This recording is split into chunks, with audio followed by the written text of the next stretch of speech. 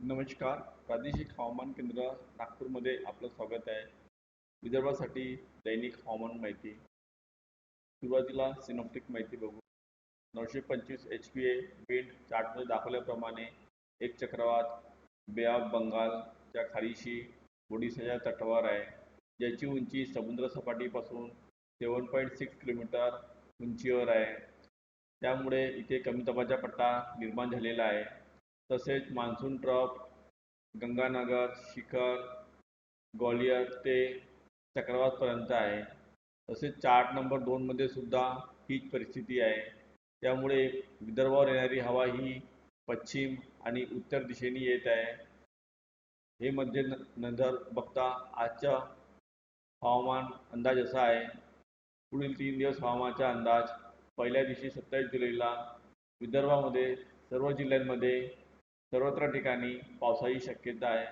दुसऱ्या दिवशी 28 जुलैला विदर्भामध्ये बुलढाणा, अकोला, अमरावती, वर्धा, नागपूर, वाशिम आणि गडचिरोली जिल्ह्यात सर्वत्र ठिकाणी पावसाची शक्यता आहे. तर यवतमाळ, चंद्रपूर, भंडारा, गोंदिया ठिकाणी बहुधा सर्वत्र ठिकाणी पावसाची शक्यता आहे.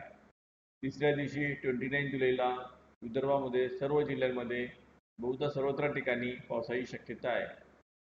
पुढील 3 दिवस हवामानाचा इशारा.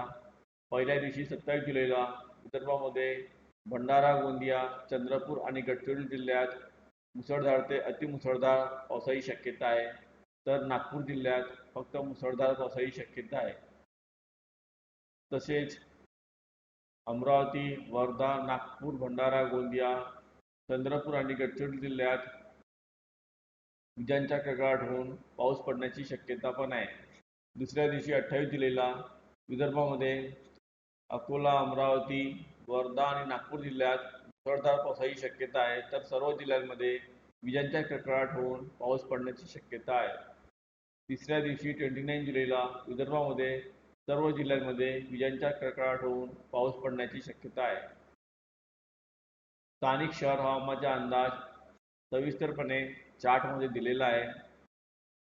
कमाल तापमान. पुढील 5 दिवसात कमाल तापमानात कोणताही मोठा बदल होणार नाही. हवामान माहितीसाठी इंस्टाग्राम, ट्विटर, फेसबुक आणि यूट्यूबवर हवामान माहिती बघू शकता. धन्यवाद.